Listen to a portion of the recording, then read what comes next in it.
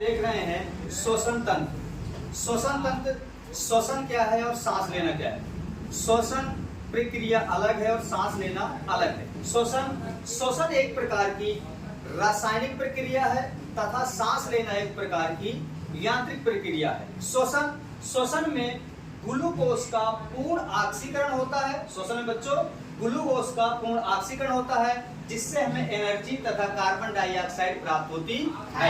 श्वसन एक प्रकार की कौन सी प्रक्रिया भैया? रासायनिक प्रक्रिया। और सांस लेना एक प्रकार की यांत्रिक प्रक्रिया है। श्वसन में ग्लूकोज का पूर्ण ऑक्सीकरण होता है, तो जैसे श्वसन के द्वारा हम ग्लूकोज का पूर्ण ऑक्सीकरण करते हैं तो श्वसन तंत्र पढ़ेंगे। जैसे पेड़ पौधों में श्वसन के लिए एक प्रकार के रंध्र होते हैं, उसी प्रकार जीव जंतुओं या स्तनधारियों में श्वसन के लिए विशेष प्रकार के अंग होते हैं। जैसे डायाफ्राम हो गया, श्वसनी हो गई, ग्रास नली हो गई और बहुत सारे अंग होते हैं। कंठ हो गया और वायु नली हो गई, बहुत सारे अंग होते हैं, जिसमें कि प्रमुख भाग होता है फेफड़े। प्रमुख भाग क्या होता है? फेफड़े होते हैं। तो फेफड़े होते हैं प्रमुख भाग। जैसा कि आप व्हाइट बोर्ड में देख रहे हैं, फेफड़ों का चित्र बना हुआ है।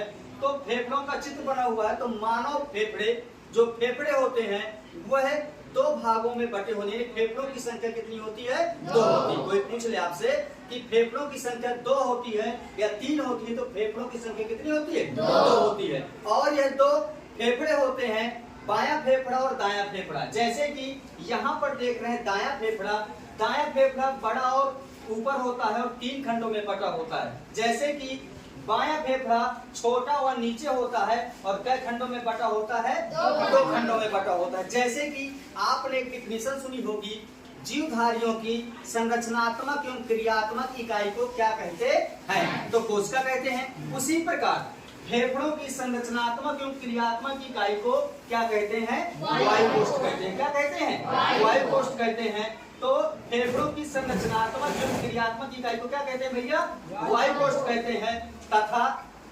तथा आगे देख लीजिए, ये है कंठ। श्वसन एक प्रकार की ऊष्माक्षेपी प्रक्रिया है। श्वसन एक प्रकार की कौन सी प्रक्रिया है? ऊष्माक्षेपी प्रक्रिया है।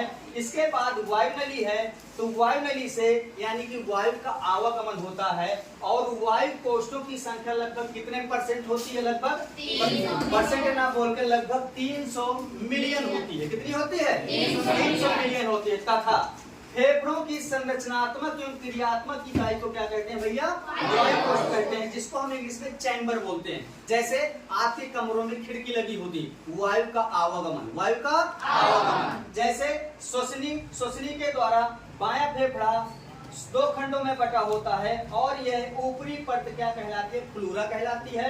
यह दो परतों से बना होता है। तथा फेफड़ों के नीचे एक प्रकार का भाग पाया जाता है, जिसे हम क्या बोलते हैं?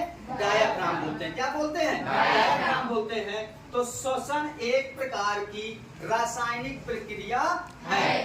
कौन सी है? रासायनिक। तथा अभिक्रिया के रूप में पूछे तो श्वसन एक ऊष्माक्षेपी अभिक्रिया। कौन सी अभिक्रिया है? ऊष्माक्षेपी अभिक्रिया है। प्लीज बच्चों देखिएगा। धन्यवाद।